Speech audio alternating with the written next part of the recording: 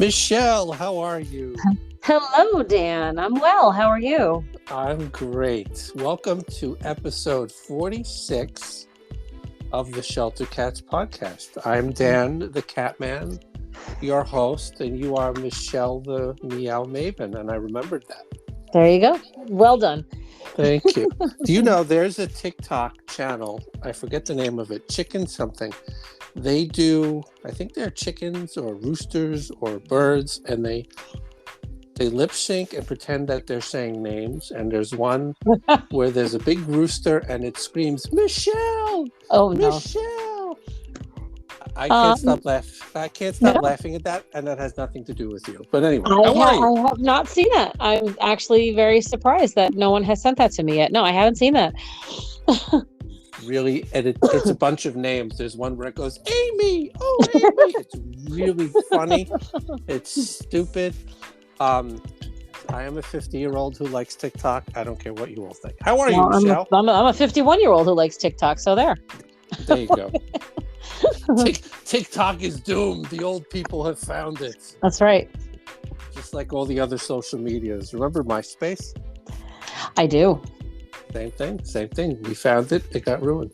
But yeah. So tonight we have 6 degrees of Kevin Bacon. No, 6 degrees of cats. She's going to be joining us in just a few moments, but I wanted to do a quick intro to see how you were doing since last we recorded. How are you? How are Legs and Delilah? I'm doing well. Delilah's getting fat and Legs is getting skinny. He is he's actually sitting in here with me right now because I'm trying to make sure that he eats a little bit dinner because his dinner has his medication on it, and I can't let Delilah get that. So it's quite the circus that I have going on over here between the two of them. But now he's gotten to the point where he eats a couple of bites, and then that's pretty much he's done. So I don't know.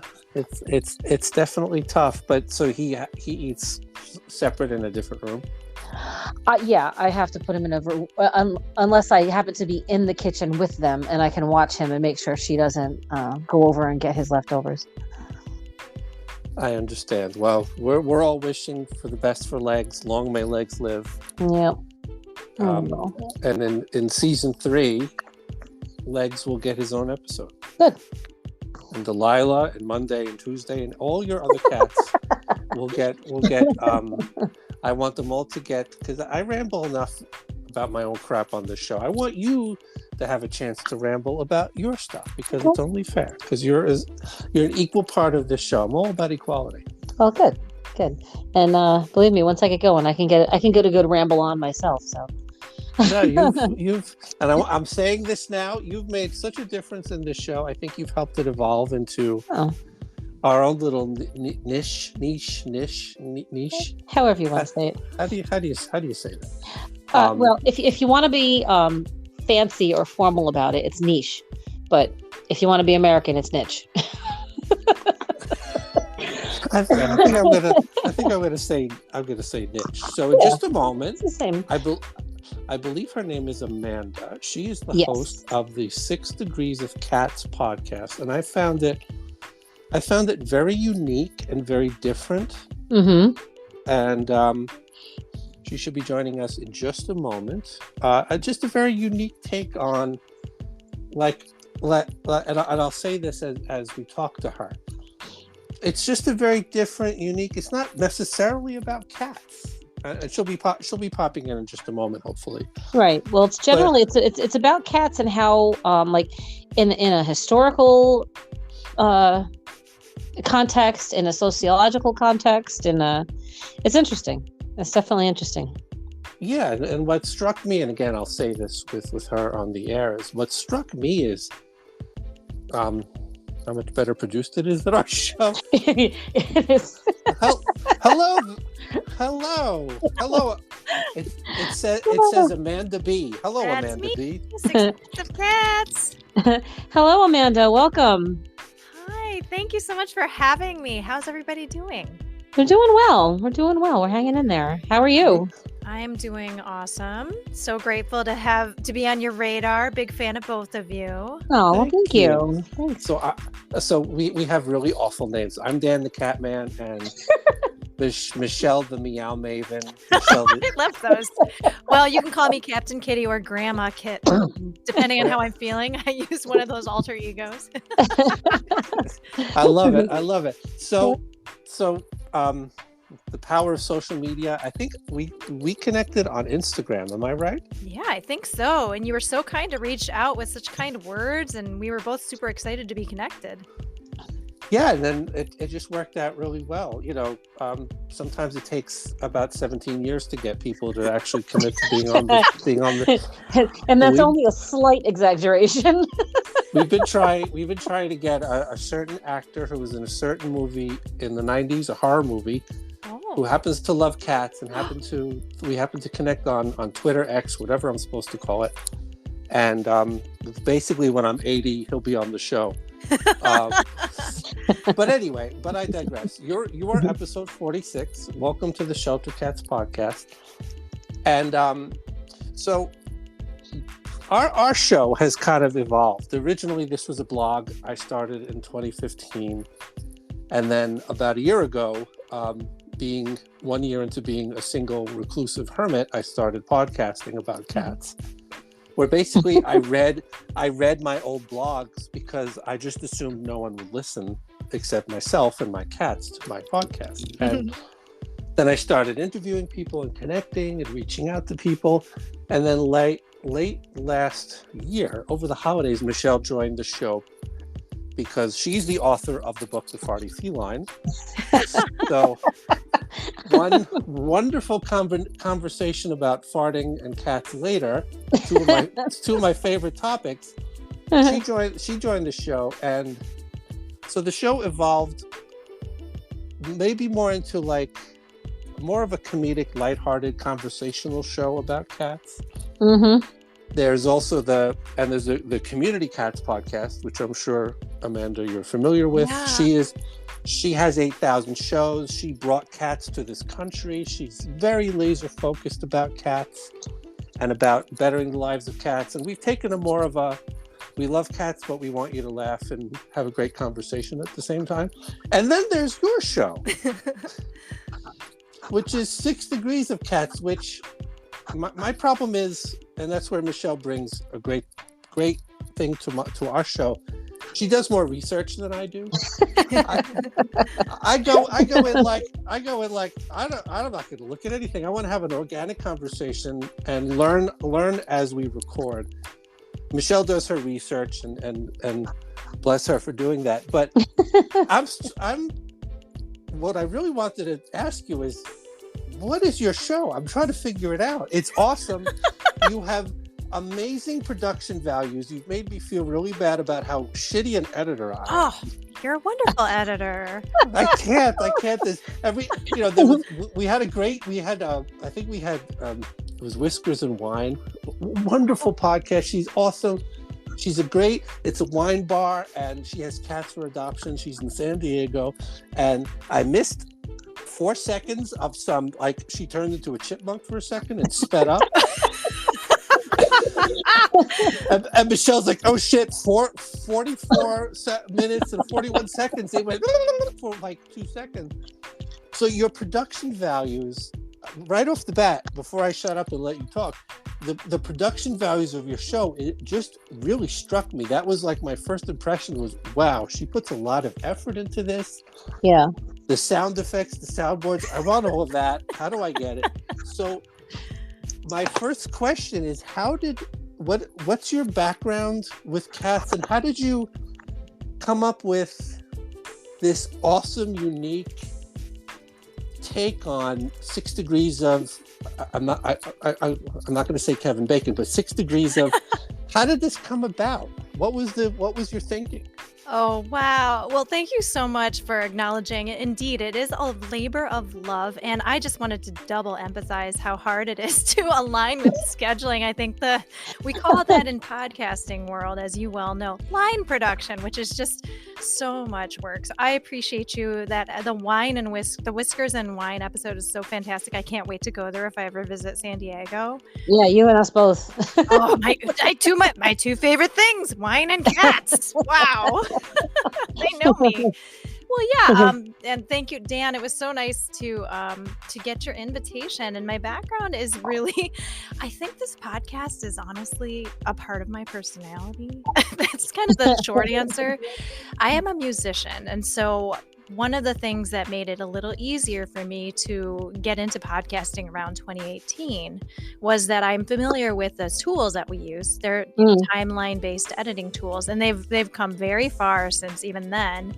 And in fact, I think the concept of 6 Degrees Cats, which I like to market as the world's #1 and only cat-themed culture, history, and science podcast, which is legitimately true. I don't think there's anything else like it. Yeah, why not? Why not? It's Yeah, #1. hey, Brent, I can't lie, but I certainly can state things a certain unique way, which I think is essentially what I'm doing. I'd always, as a creative, I'm a musician. I'm actually a hired guitarist for musicians here and there. I also have a background in public health research. I used to work in Alzheimer's research. I worked in gender-based violence prevention. So my listeners can kind of see this holistic through line of this curiosity of what makes us feel human, what makes us feel connected to a very confusing, ambiguous world, but most importantly, why the heck don't people all love cats? Like, what is up with that, right? Like, I don't get it. Very good question. Right? Seriously. And Yeah. so I do have a covert message, but truly the message is you named it, Dan. It's like 6 degrees of Kevin Bacon, 6 degrees of cats. Everything is connected. And I just noticed these weird patterns. Like somebody might say peanut butter, and I think allergies, and it's like, oh yeah, allergies. Cats. People who don't like cats tend to cite allergies, but in fact, I have allergies, and I totally am in love with kitties, and I have been since I was a kid. And so it makes me curious. And then I start thinking, well, let's have a slightly less fluffy, haha, lots of puns, take on that, right? Well done. Yeah, because in fact, from what I understand about immunology, certainly our aversions, and even there's some theories in childhood development that allergies shape personality and preference. And so what does that mean? And so when I started this podcast, I thought, this is where I can ask those really weird questions and kind of explore them from an angle that I don't think anybody else has had the patience to explore them. So that's kind of how that came about. And then when Spotify USA, they got into the podcasting game probably in like around 2015, I want to say. And they were really keen to have a positive impact. And so they put a call out for women of color podcasters to pitch a concept and compete for a opportunity to join an incubator program. And that was in 2018. And I happened to get into it. And so that was kind of my entree into podcasting. And I remember when I was interviewed by the program leaders, they said to me, I'm not a cat person. How many times have you talked to somebody and that's their lead? Yeah, right off the bat. I'm not a cat person, but right?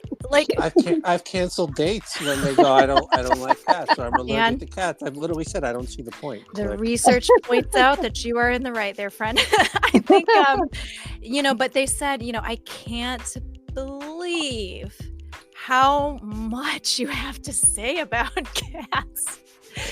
So, because I have about 20 seasons worth of questions I want to investigate. Wow. Slightly exaggerating. So that's how I came up with 6 Degrees of Cats. And I would like to say it's really an investigation of the intersection of human and feline kind. So I don't know, that's kind of where it comes in. And I think anybody who just asks weird questions about the world and also friggin' loves cats and loves to learn and is curious and also just sees the positive little things that we should celebrate, the weird little things about this world. That's who this podcast is for, I think. Yeah. Well, I echo what Dan said earlier, that your production value. As I'm listening to it, I'm like, wow, this must take her weeks just to edit one episode. Between combining the interviews, the sound effects, your own writing, and then your own like interjections in there, it's like this is a lot of work. And it's very well done. Very well done. Oh, thank you. I will say it's definitely, I think, in the spirit of some of those NPR human interest ones, like Invisibilia, RIP, Code Switch. I really like anything that like uses research to explore a human interest topic. But the difference, Amanda, they have a whole team of editors and producers. Yep. Writers. Well, I must shout out my co-executive producers, Binky and Snuggles. Yes, it is a labor of love. I think that for me, I'd say every minute of tape that ends up on air is probably like an hour or 2 hours of work. Yeah. I believe it. Yeah. I believe it. Wait, how many are on your team? Make me feel worse about myself. How many people are on your feel bad. You're doing. I love this podcast that you and Michelle have had. You have just wonderful rapport. And also, Michelle, I was going to say, I'm going to have Stacy, your colleague at the Community Cats podcast, on my podcast. So I love being part of this family now. Oh, very nice. Yeah. Very nice. Well, it's just me, and I will say, I have the advantage, of my partner, Eddie, is the designer of the key art, and I get a lot of compliments on that. Mm-hmm. And I happen to have a lot of recording equipment, and I have familiarity with timeline-based editing tools, so that shaves off some of the learning curve. Right.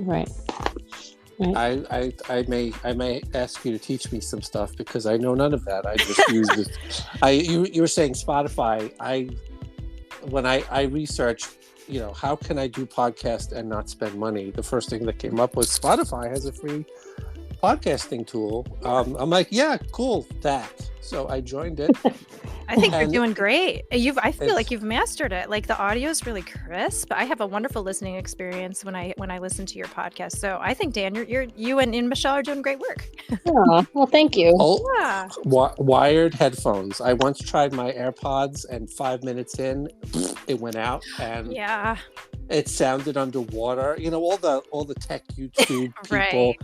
They all use their AirPods or their what are the AirPods Max, the big obnoxious ones that you get months on the subway. Right. I'm like old school wired headphones. Plug it in. Nothing sounds better and nothing's more reliable because we don't have time limits. We've had 30-minute podcasts where Michelle and I are twiddling our thumbs. Okay, well, I think that's it for today.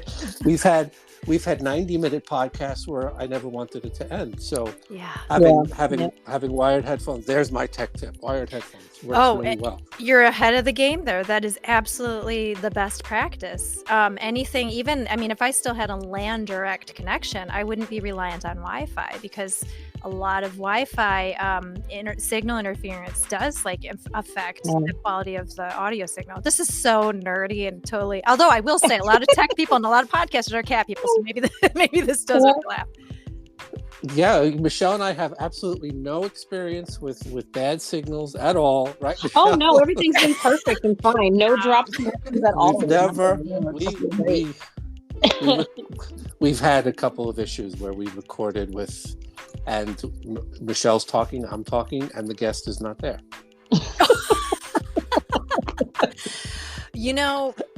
That's just I call those the tech gremlins, and I feel like it's just, thankfully, I think cat loving pot creatives are the most patient, caring people because, well, our favorite fur friend is very unpredictable and does not obey the laws of man. So, learning how to roll with it, right? Yep. Absolutely. So you started this show in 2018. Yes, I think you could say it started in 2018. I published it in 2022, and it took me that long because as you and Michelle have kindly noted, it takes a lot of time. And as a creative, and all three of us are, you need that sacred space to be able to focus, right?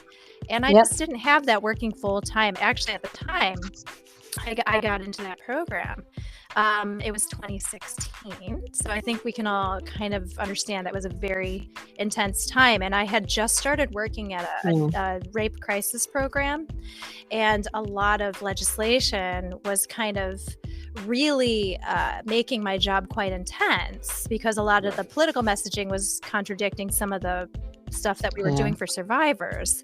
And but I will say this ties into kitty cats, because the ASPCA of New York City worked really hard with a domestic violence shelter network to open up pet-friendly domestic violence shelters.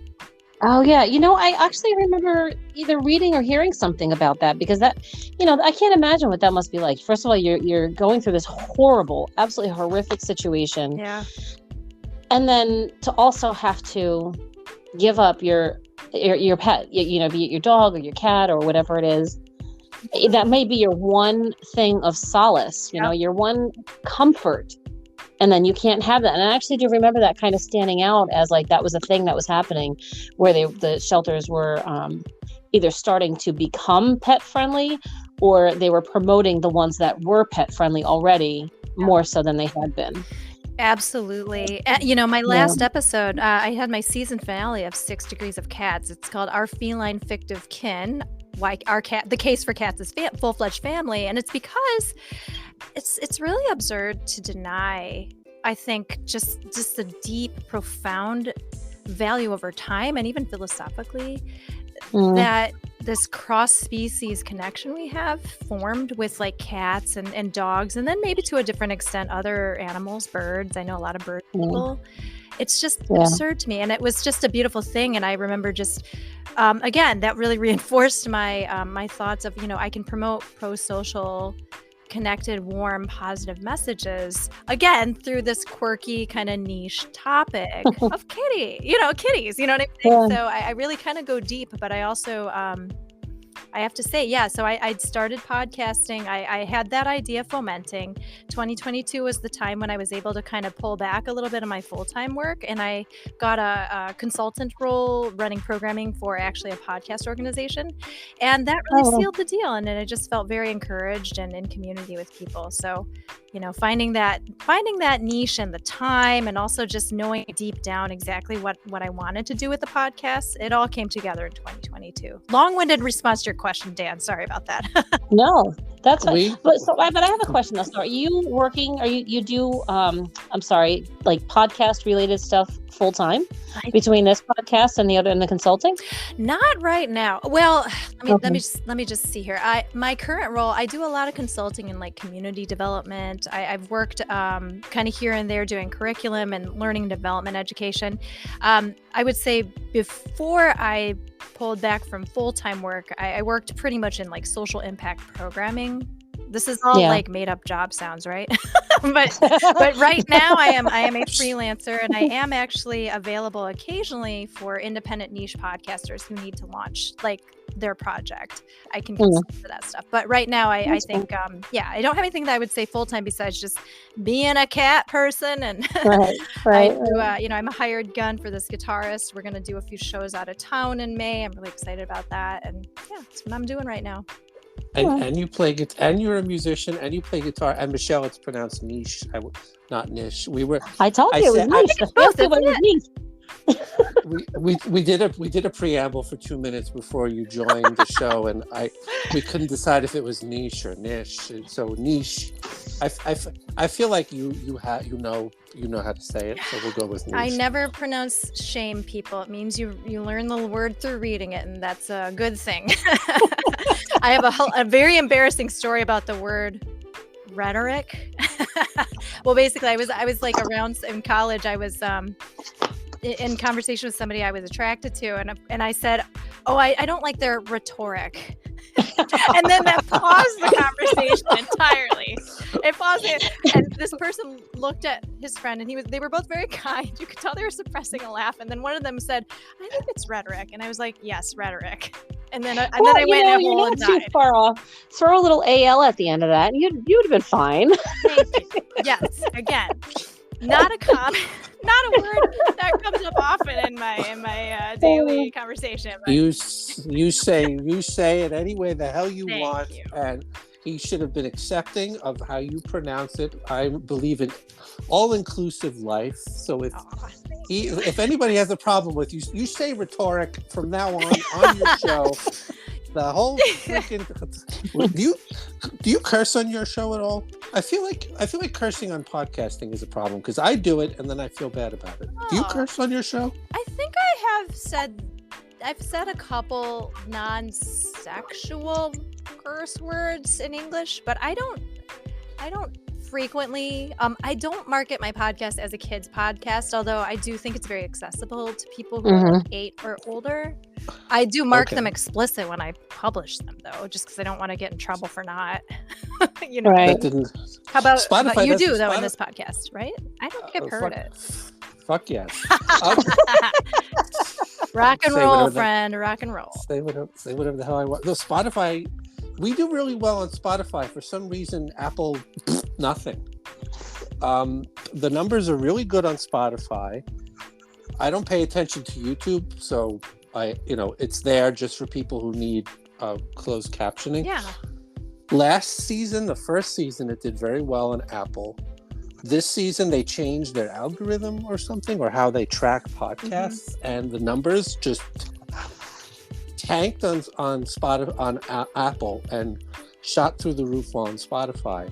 And they've never said one word to me like, if you curse again, we're dropping you. So I guess if I sneak one in every now and then. So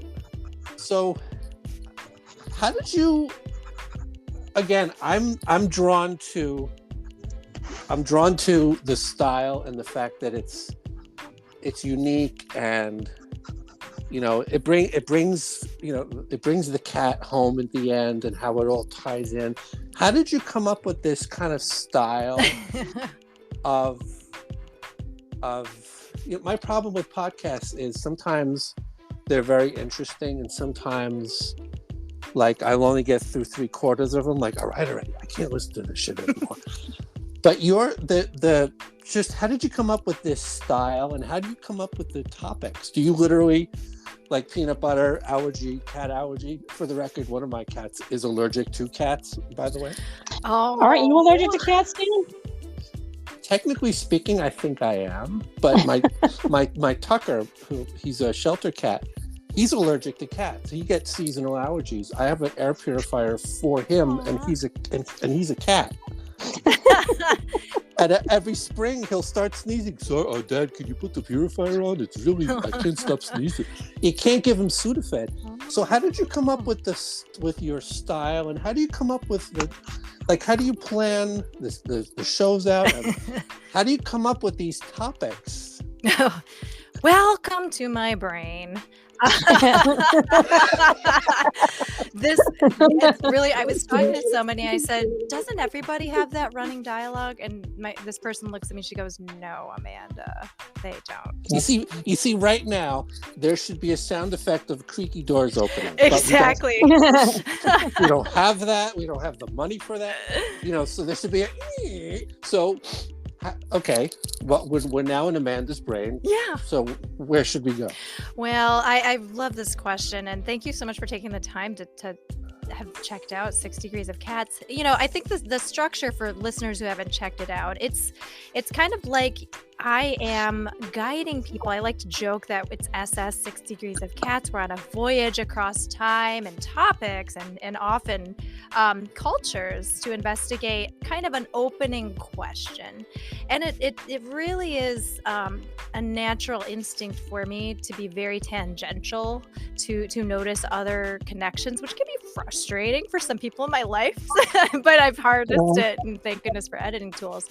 So for example, our pilot question, which I invited an anthroarchaeologist, Melinda Zeter, wonderful, wonderful guest. And then I also had Kristen Vitale, who is Mao Eyes. She was the expert that we saw in Mind of a Cat on Netflix. also a lovely guest. And I had heard this rumor, cats are semi-domesticated. And what I usually do is I pick apart that, because what I've noticed about everything in this world is a lot of our assumptions are kind of built on kind of shaky legs, like we might assume, oh, the sky is blue. Is it blue? Or is it an agreement of like the arrangement of how light particles echo off of certain chemicals, the ozone, whatever? And then I kind of deconstruct, well, what would my audience and what would I be curious about? And it always comes back to cats, because of course that question is either something about kitties or how we relate to them.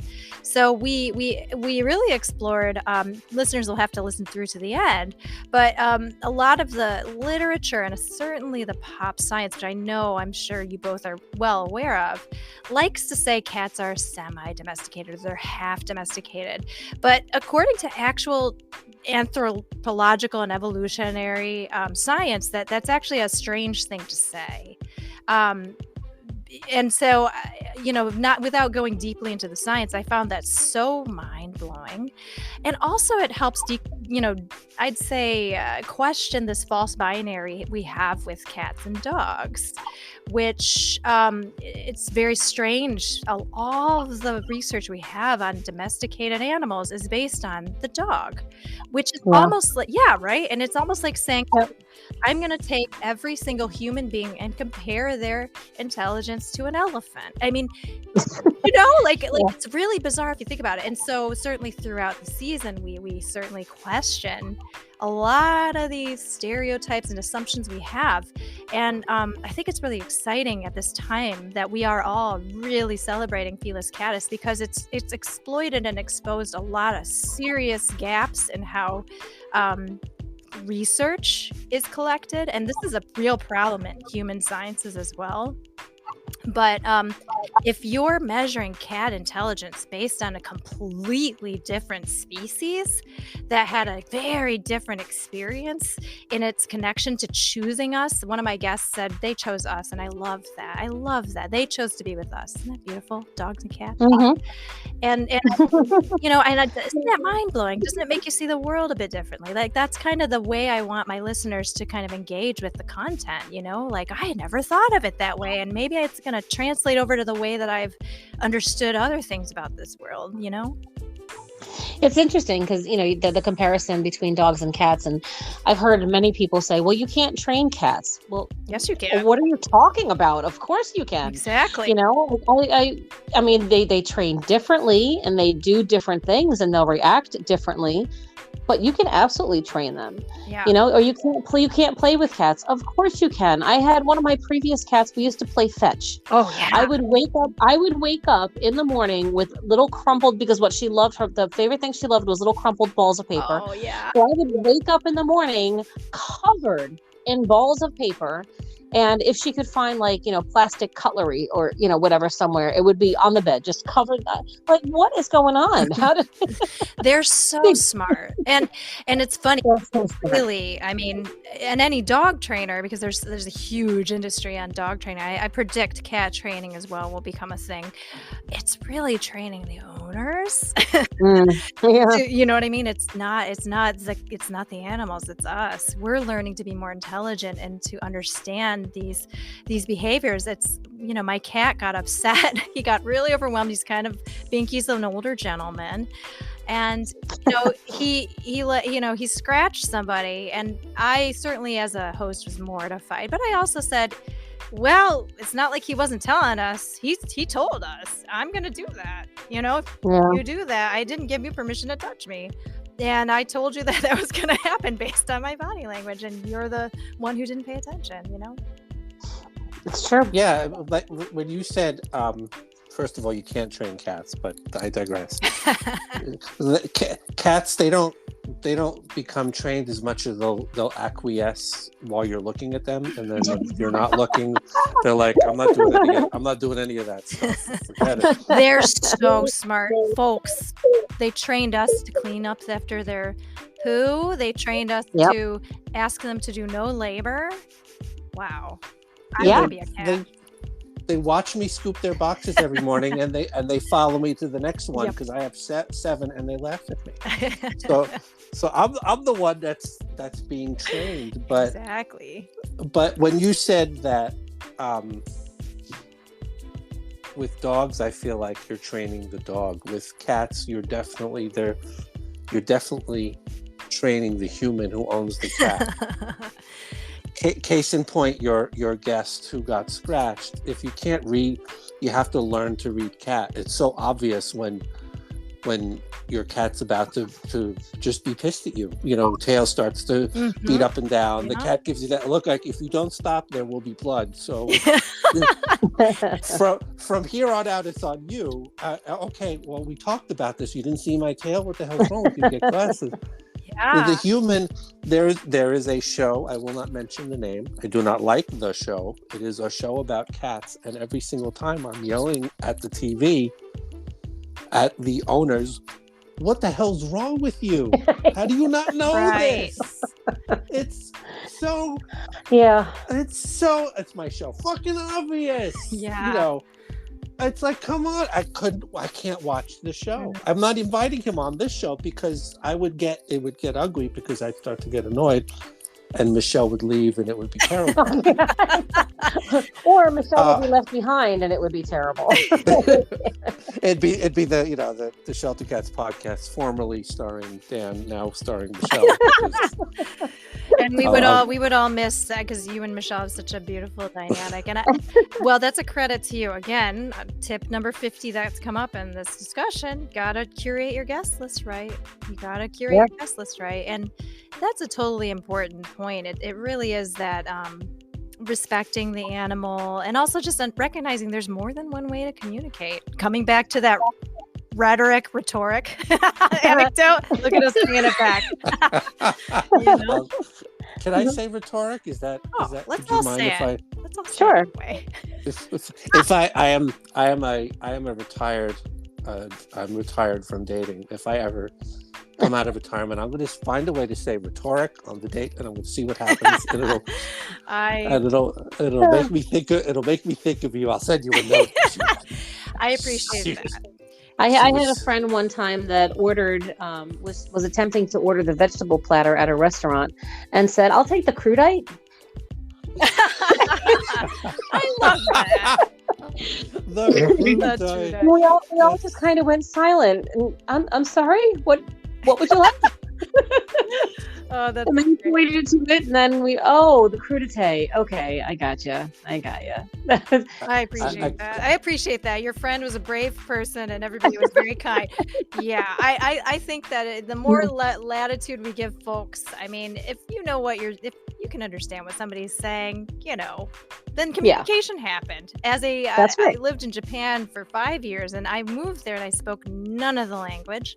I mentioned that in a couple episodes, and people were very gracious because there is just nothing more amazing but also freaking exhausting than trying to get a point across when your vocabulary is just first off, if you don't have the words, but secondly, if you're not speaking to somebody who's receptive, that's right. That's a huge part of it, is they have to be receptive. Exactly. Yeah. So in other words, if somebody doesn't understand you, it's half of their fault, right? Damn right. Exactly. Yeah. And if you don't understand your cat, it's mostly your fault. There you go. I mean, we're all trying here. Well, more than the kitties, I think. The kitties are doing just fine. Oh yeah. So you just have one. I have two kitties. 2 kids. Pinky is the elder gentleman I mentioned, and Snuggles is his disgruntled, sister from another mister. And they were both adopted from. I'm not sure where y'all are broadcasting from. I might have the wrong information. I broadcast out of North Brooklyn. Oh, do you? Yeah, we're on Long Island. Oh, okay, not too far. Well, Really? Snuggles are from our midpoint. They were both adopted from the same vet clinic in Queens. Oh, You're in Brooklyn? Michelle, this is our first road trip. Yay! We've been talking about taking this on the road. Oh, that would be great. There's a new All right. cat cafe. We should all meet there. That's what we want to do, the summer on the road, because I've decided, for no reason other than I'm a little worn out. I want to take June, July, and August off, and we'll plan season 3. We'll do some of it on the road. That would be awesome. You're in Brooklyn. Yeah. There's a lot of cat people out here. I'll tell you that. That's for sure. I keep trying to get Flatbush Cats on the show, but they, with the exception of one volunteer who I interviewed, they've mostly ignored me. Oh, that's, I feel like there's 2 different types of folks in the work. When we say the work, trap, neuter, return, and you have people who are like X years in, and then you have people who are X years out, because that is such exhausting work. And I've noticed that you meet people who are rightfully just, we call it compassion fatigue or trauma. Like, it's traumatizing to see injured animals and sometimes very unkind people. So that's I wouldn't say, I don't want to speak for Flatbush Cats, but that I too have reached out to a lot of cat activists, and I notice sometimes I'll get a little bit of a sense that they're under a lot of stress, they're tired, they're a little angry. I mean, it's very hard to care in this world, Yeah, we've interviewed a bunch. I know. And the last year I had 3 the New York City based, and that stress and the emotion.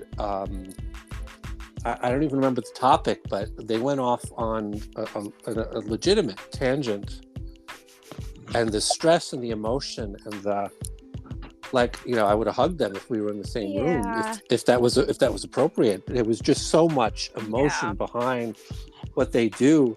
And I'm like, I just host a stupid podcast, and you guys are really there in the weeds day in, day out. And I, we've invited a bunch of people. There's a whole stack of invites that we're trying to work on, and it's always we're overwhelmed. It's kitten season. It's this season. So it's like, can I call you from the car now? I go, kinda, maybe. Will you be in the car in an hour? So, you have to. My compassion and my heart always goes out to those people, because, I feed a colony around the neighborhood. I feed a bunch that show up at my door, but what they do day in, day out is just, kind of blows me away. So the compassion fatigue that you speak of is, they always tell me that it's the burnout is so prevalent, is so there, and they lose so many volunteers because they burn out so quickly, because it's just so exhausting, because there's so many cats, especially in Brooklyn where you are, on Long Island where we are, my neighborhood. I'm in, Floral Park, and it's a big dumping ground for cats. And, Brooklyn, New York City is there's a huge problem. And, from what I've been told, New York City's like, oh, we don't care. So it's, but they tell me that they appreciate shows like your show, like our show. Yeah.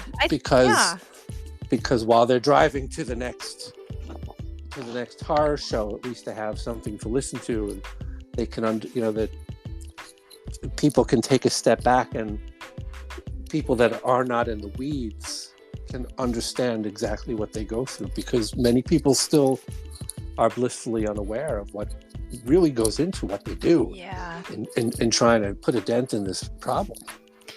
Well said. And I think I just wanted to add on to what you were saying. You had earlier said just this little podcast, but I think we're all part of this together. I think that collectively everybody kind of in their own way finds a lane in which they can be effective. And I used to be in the field supporting survivors in the emergency room who had just experienced sexual violence, for example.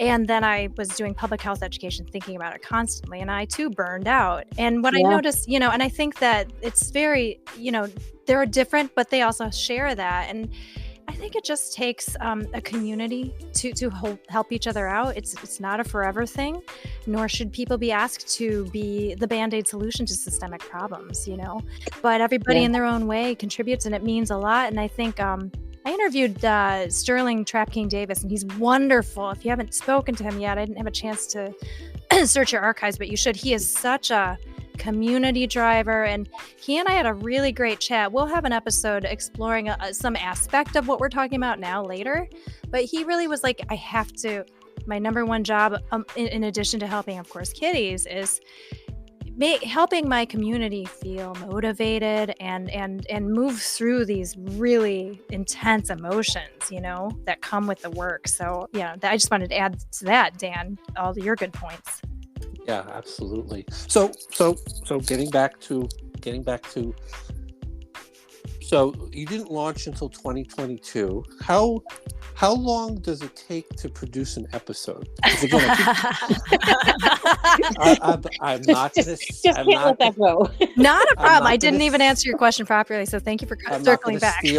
I'm not going to steal your ideas, even though you're in Brooklyn, so it's not too far. How long does it take you from 2016, 2018? You launched in 2022. Yeah. What's the process from, like, you see so in my mind, you see jar of peanut butter, you connect I'm going to associate you with peanut butter. Peanut butter to allergies, to how long from, little idea to the episode with the great sound effects and the wonderful kind of flow. How long does that take? Generally speaking, sure. I'm sure there's no formula. Right. Well, there's a process, and I don't believe in hoarding knowledge. I know that I'm confident that I'm unique and you're unique, and anybody out there who wants to go and make their truest voice be heard, please, by all means, let my knowledge help you move towards your creative goals. Generally speaking, and this I think is common to writers, is you will have inspiration, and this is also similar for songwriting too. Like you'll get a nugget, and you store it somewhere, and then because it's planted, you're going to collect information, or you'll hear something else, or you'll read a newspaper article, and you'll say, "Oh my gosh, that was something I'd thought about," and those. Because I have y'all, I have a huge spreadsheet of over 120 ideas. Wow. Then what I do is I do with whatever time I have, and I will say my production for the season 1, I did what we call batching. That was me emailing people willy-nilly. Like I had, for example, long wanted to investigate the Vikings because they had cats, and there's a huge cat-loving culture. So season 1, I have 2 episodes that are very relevant to Norse culture. And I reached out, and again, the thing we talked about earlier, to experts. I like to read. We do what's called lit review, where you'll go and you'll search archives. Thank heavens for Google, right? Yeah. So I'll amass a name of guests that I think could speak competently to the topic, and also would immediately send. So sometimes I will see if they have a cat. I'm not kidding, because let me tell you, that I know, as polished as my emails can sound, if the email and the name of the podcast can turn off people who are I need to be protective of my personal brand, I have a professional reputation, or if it's going through a lot of higher education institutions, a lot of more public facing, bigger brands, if the person's associated with them, a lot of the time they actually have to get clearance with the press office. Mm. So, it's a lot of, I really do feel like I'm writing a thesis statement every time I produce an episode, because I've had to do all of this stuff. Yeah. Yes. So that's the pre-production process, and then the production process moves pretty quickly and systematically. I have the tape, and one of the most important things, I think, if you're doing what my podcast is called, a non-fiction narrative investigative podcast, each episode is between 27 and 40 minutes. I try to keep it a little closer to 30, because for me, I feel like that's the most digestible. But as an editor, this is my advice to anybody who's starting a podcast and they're going to do it the way I do, which is edited. You don't want to have too much tape. If I had 4-hour conversations to sift through, transcribe, archive, make notes, write up, and then integrate into the writing, it would take years. So I usually have about a 45-minute to a 60-minute interview. I do my research before I interview so I can make sure that my guest also is confident in what they're gonna say. And also I'm sure you've had experiences where your guest doesn't quite say what you were expecting, and you would kind of had this idea of the flow of the interview. So I try to set everybody up for success with that, and that really cuts down on the editing hours. But I will say, I'd mentioned at the top of our interview, the tools and platforms for podcasting have dramatically improved. I mean, back in the day, radio programmers would actually have to get analog tape and cut it and glue it together, and that's bonkers, but that's what they did. So God bless our wonderful journalists who paved the way for podcasting. And then when I entered it, I was using Hindenburg, which is a standalone platform, but they're now web-based as well. And I would look at the wave files, and that's where you can kind of see where that 20 or 5-second piece of tape you want to plug into your narration goes. But that was bonkers labor intensive. And then on top of that, cleaning up the tape, like removing P-pops. It was a lot of work. So season 1 was a real labor of love. Season 2 was a lot faster because I started using a script-based editor, and that technology is now available, I think, on, like, I use a platform called Descript, but I might move to Adobe because they just unveiled it's a game. It is game changing. You literally can see, you could, in one fell stroke, you could delete all the ums. I'm not kidding. Imagine how much time that saves. So then after that, I do the sound design, which is one of my favorite parts, as you can probably tell. I have a lot of fun with it. I just kind of listen for, like, the pace, the journey I want to take my listeners through. Like, I want them to have fun. I want them to notice the emotional moments. I want to give them time to process information. And then, of course, I stitch in sounds of my kitties, because it's like it's one of the funniest things is, like, you patching in Binky or Snuggles, like little meows. So, that's the process. I don't know if that answered your question, Dan, but, it's what I do. But I like the ums. I say a lot now. And that is an absolutely valid editorial choice. Yeah, and they advise you to be authentic to the voice. So scrubbing. Authentic. You'll be on in May. You'll be on in May because 44 is debuting this weekend. You're 40. I'll rearrange the schedule any way I want. So I've moved things around. We had a very great guest of Grey Gardens fame. If you remember. Are you serious? The last survivor of Grey Gardens, Mr. Jerry Torrey. Oh my gosh. He's been a good friend of mine for years. He will, if you want to talk to him, I'd be happy to make the introduction. Yes. He's a wonderful, kind, loving human being. We're going to hang out this summer. He wants to take me to Grey Gardens. We happened to record on a rainy day, and Michelle is texting me, this is awful. I can't hear what he's saying. So you make me sound like an ogre. No, but I'm sitting there like I'm literally on my hands and knees praying to God, please just clear the signal up for the next 90 minutes, and then you can flood the world. But let me just because he had a bronchitis for a while. It took him a while to get recorded in it, and he's sending me voice messages through Facebook Messenger, and he's texting me, Dan, I'm so sorry. We'll do this Saturday. I'm so sorry. I lost my voice. I'm so apologetic. We finally got the recording, and it rains. And he's in Queens or Brooklyn, and he kept going out. And Michelle's going, oh my God, how do we tell him? Oh my God, how do we tell him to say that again? And Michelle had the brilliant idea of we'll break it into snippets and she and I will react to it. Yeah.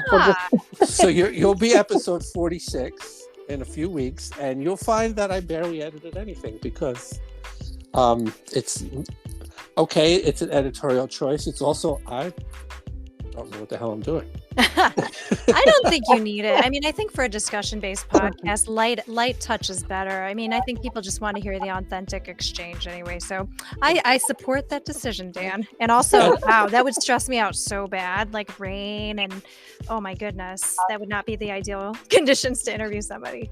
No, but and we have enough. It'll be fine. I highly recommend if you want to, message me. I'd be happy to make the introduction. He's happy to talk to anybody. He has great stories of, he wrote his book and he told the story, and I kept going, so how many cats were there? How bad was it? And he's like, and then the next day, Mrs. Beale, I go, yeah, and how many cats were there? How many?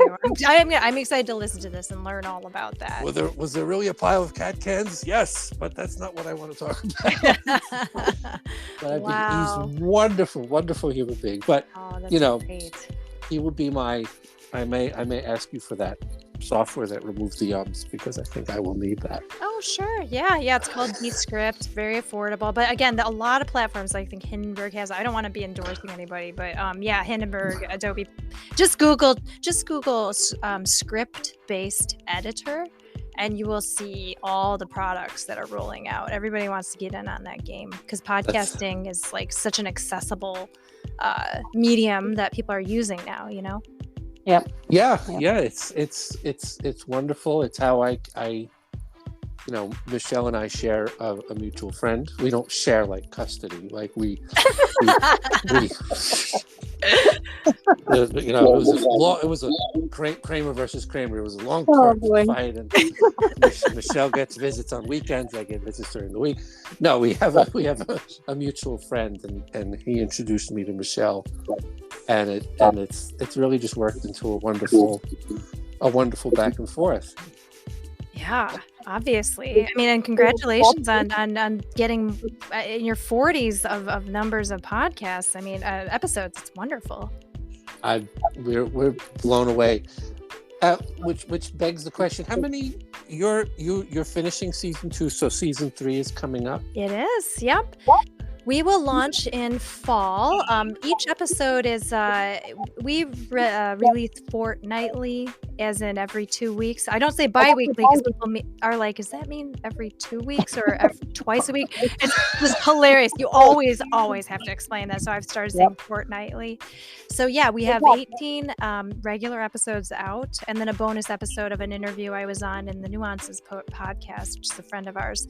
And also, so we'll launch in the fall. And in the meantime, though, I'm going to be launching a members only, really fun mini podcast. So I will announce that shortly. So your listeners, if they're curious about 60 Degrees of Cats, I have a Substack called The Captain's Log, and they can just Google 6 Degrees of Cats and they'll see it. But that's where it will probably be published over the summer. Mm-hmm. I've just started learning about Substack. I do a Medium blog every other Saturday, and we have shows. We were weekly, but it was exhausting. So now I do fortnightly. Yes. every Sunday morning. Every other Sunday morning. What did I say? Every Sunday. Every other. Michelle is awesome. So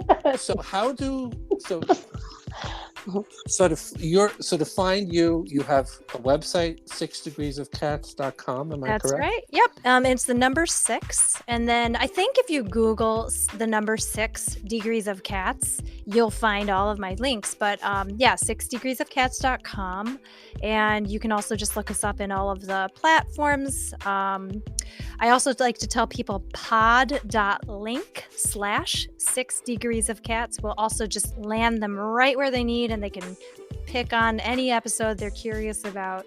But those are primarily where you can reach me. And also, like, the website leads people to just a basic link tree, and they can see the Substack link as well.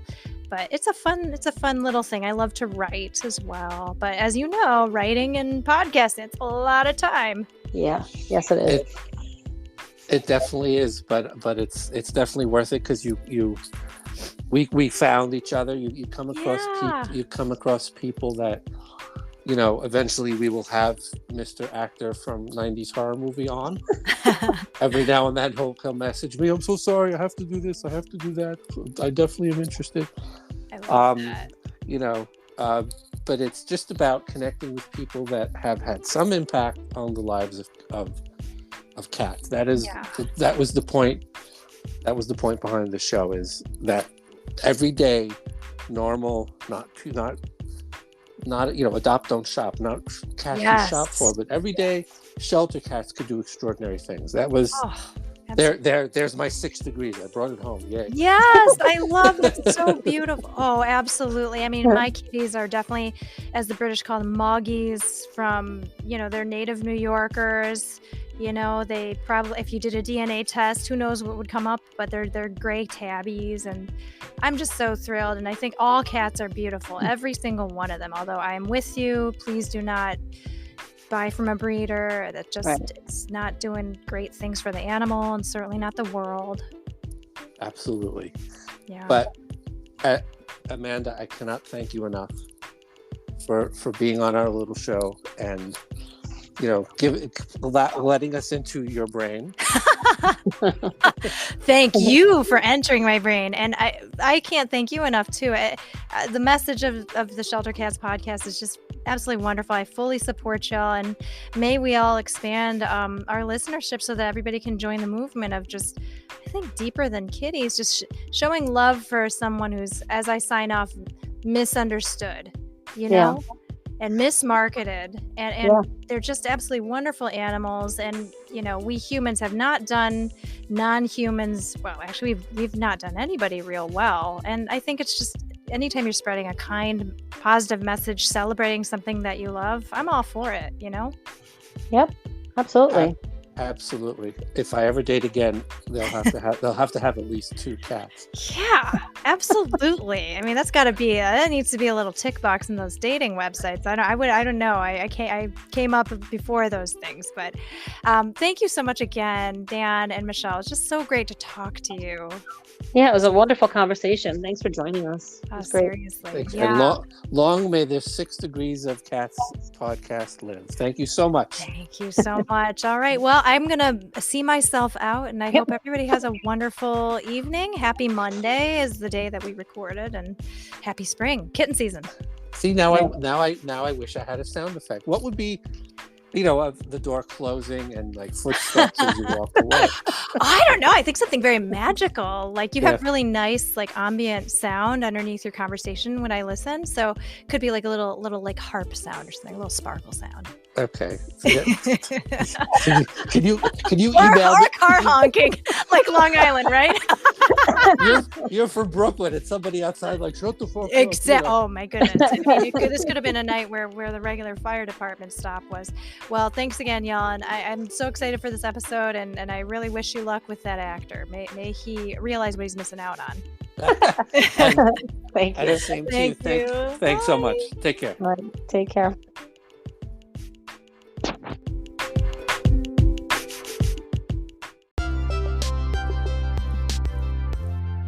Hello, Michelle. Hello, Dan. Long time no speak. How are you? Yes, I'm doing well. How are you? Good. So guess what? What? I have news. We're at the season 2 finale of the Shelter Cats podcast. What? I know. Holy shit, right? So our first season as a team. So I'm tacking this on to episode 46, our season finale, and I wanted to, first of all, thank you for joining the show and making it so much better than it was when it was just me. So I want to say thank you for having me. I've really enjoyed this. This has been so cool. I get to add a podcast host to my resume.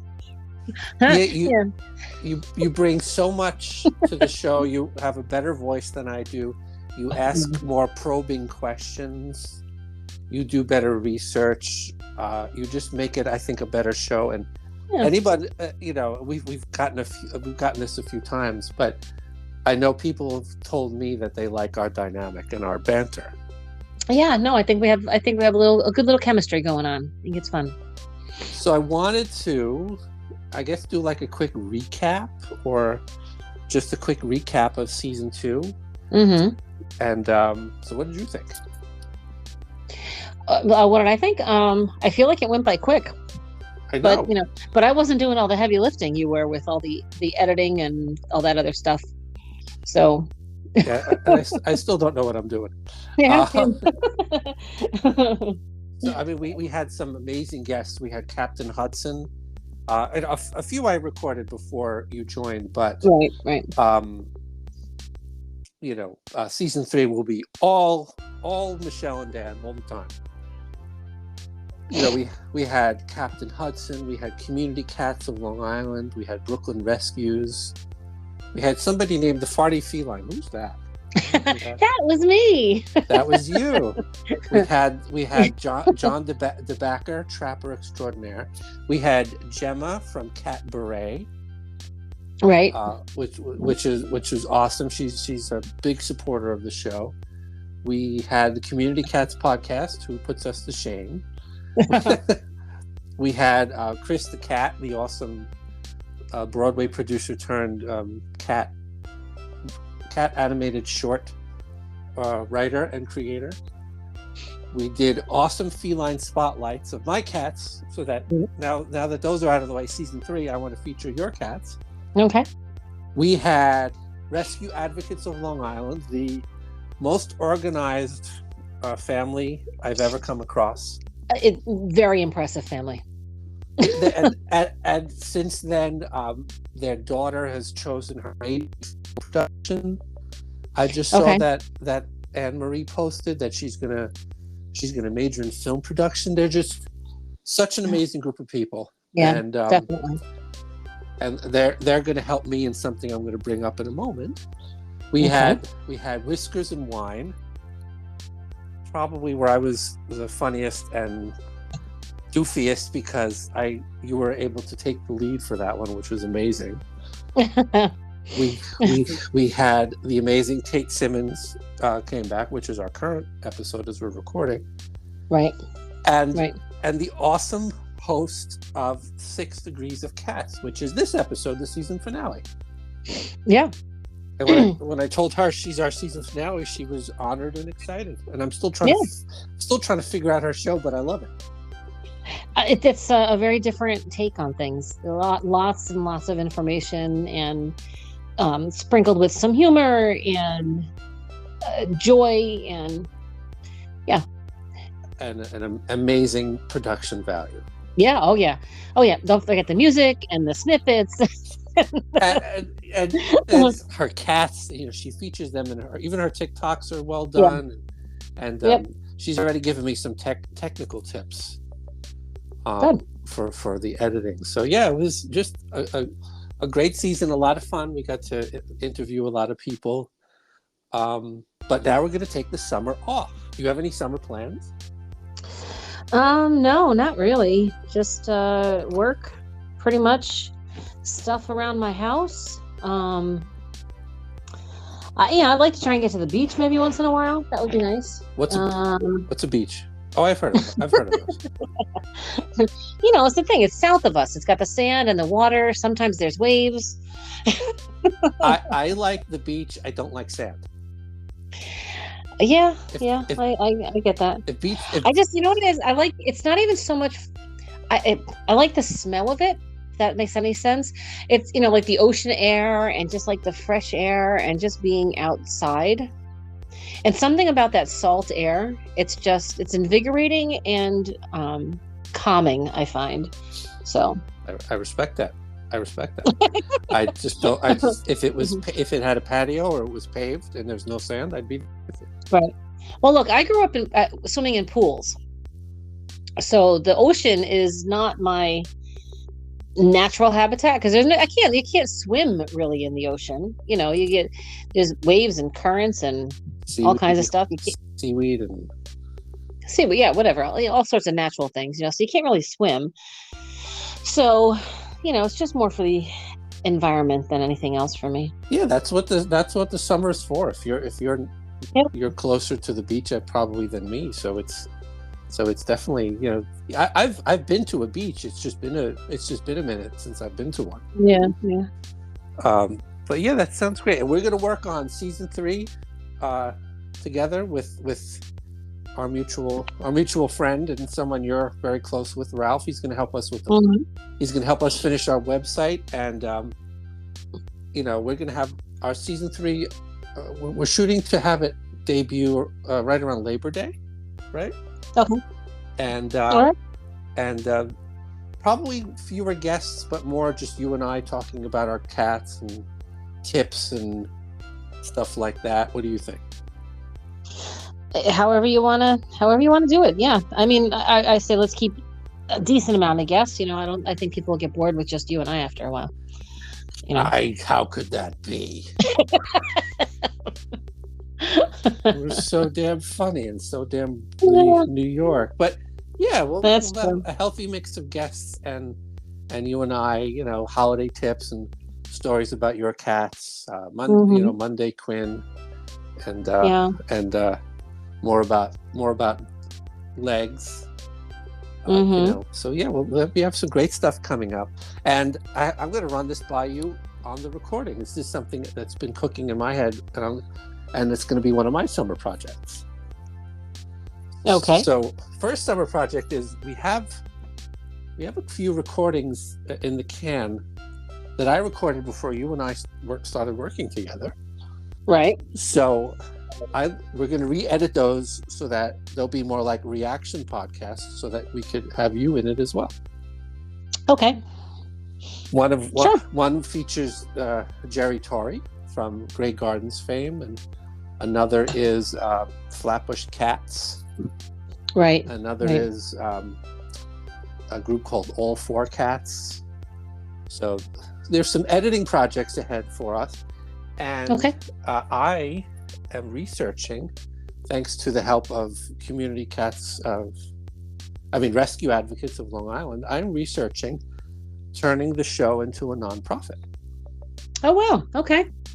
What I'd like to do, and I'm kind of inspired by Anne Marie and her family from Rescue Advocates. Yeah. I'd love to, and also from the Community Cats podcast. My idea, and this is what I'm going to do this summer, is I'd like to figure out a way to raise money so that we can give out grants to Long Island cat rescues.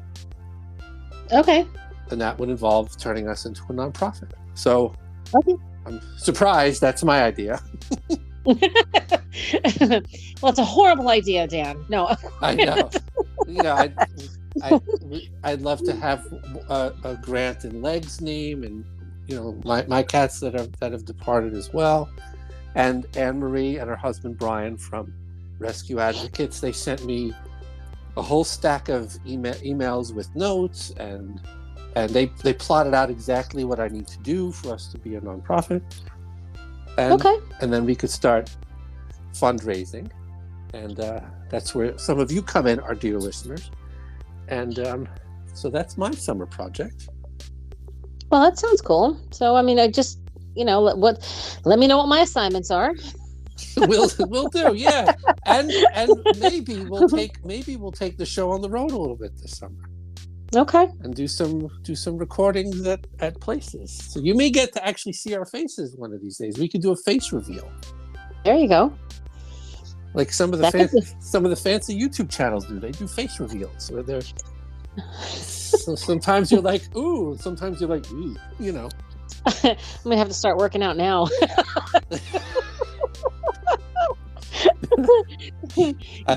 Face reveal. No one's gonna need to see our pasty legs. But honestly, Michelle, I've had an absolute blast. You've been a breath of fresh air. Oh, thank you. This podcast, episode 46, along with everything else, the one thing that struck out to me is Amanda mentioned the software that removes all the ums from a recording. I can't get that out of my head because I a lot. Do you notice that?